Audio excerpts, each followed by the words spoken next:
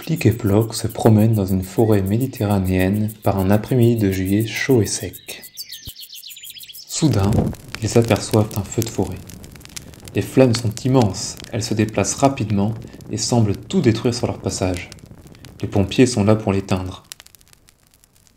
Contrairement aux animaux, les plantes ne peuvent pas s'enfuir et se retrouvent donc piégées par les flammes.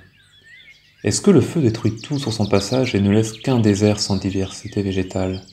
La forêt retrouvera-t-elle tous les arbres et fleurs qui y vivaient avant l'incendie ? Des scientifiques ont essayé de répondre à ces questions en regardant comment la forêt cicatrise. Pour cela, ils ont étudié plusieurs forêts. Dans chacune d'elles, les scientifiques ont estimé son âge depuis le dernier incendie et ont ensuite compté les plantes du sous-bois. La forêt brûle. Le retour de la forêt n'est pas immédiat, il se fait par étapes. Cela prend en général plus de 100 ans pour que la forêt soit mature. Juste après un incendie, on ne voit quasiment plus aucune plante, seulement des végétaux calcinés et beaucoup de cendres et de charbon de bois. Mais si on revient 1 ou 2 ans plus tard, on peut admirer de très nombreuses plantes différentes. Les plantes sont même bien plus diversifiées qu'avant l'incendie. Mais comment est-ce possible ? On ne le voit pas, mais sous le sol, il y a de nombreuses graines, souches et racines prêtes à donner de nouvelles tiges. Mais pour pouvoir grandir, elles ont besoin d'eau, de lumière et de nourriture que l'on appelle des nutriments. Pas de problème, les cendres qui forment un tapis gris sur le sol vont fournir des nutriments aux plantes.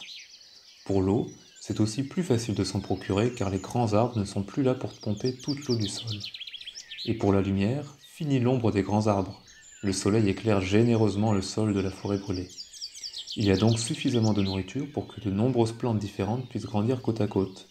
C'est donc quand la forêt méditerranéenne est jeune qu'il y a le plus de diversité végétale et de ressources pour tout le monde.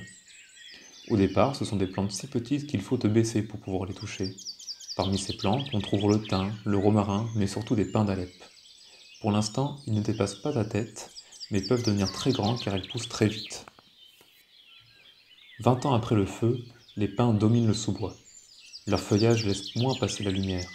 Leurs racines deviennent immenses et pompent trop d'eau et de nutriments pour que toutes les plantes du sous-bois puissent se nourrir. La compétition est forte entre les plantes, et celles qui se contentent de moins d'eau, de lumière et de nutriments sont celles qui survivent. Les plantes moins compétitives finissent par mourir.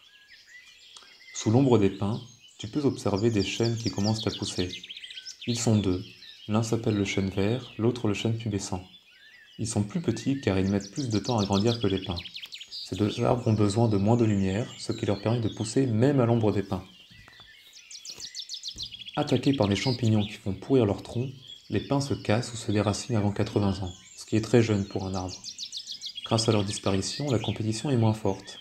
Les chênes peuvent en profiter et finissent par dominer le sous-bois à partir d'une centaine d'années après l'incendie. Le feuillage des chênes forme un vrai parasol qui fait encore plus d'ombre que celui des pins et ont des racines encore plus grandes. Pour les plantes du sous-bois, la compétition est donc encore plus forte pour obtenir de l'eau, de la lumière et du nutriment. Il y a donc encore moins de plantes capables de pousser en sous-bois. Ainsi, ce sont dans les vieilles forêts où poussent les chênes que l'on voit le moins de plantes différentes en sous-bois. Mais en réalité, toutes les plantes présentes juste après l'incendie sont toujours là, la plupart cachées sous forme de graines, de bulbes ou de racines dans le sol. Elles n'attendent qu'un nouveau feu pour pouvoir germer et sortir de terre. Comme tu peux le voir, le feu permet donc à de nombreuses plantes de pouvoir pousser ensemble, ce qui serait impossible dans une vieille forêt avec de grands arbres qui consomment toutes les ressources.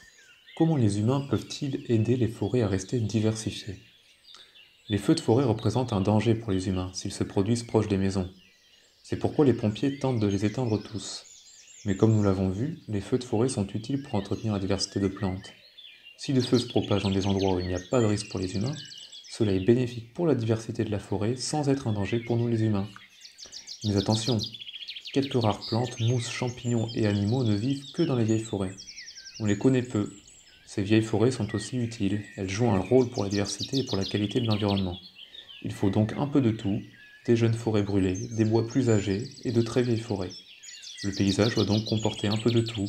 C'est juste une question de bon équilibre pour que chaque espèce, chaque être vivant trouve sa place dans le paysage.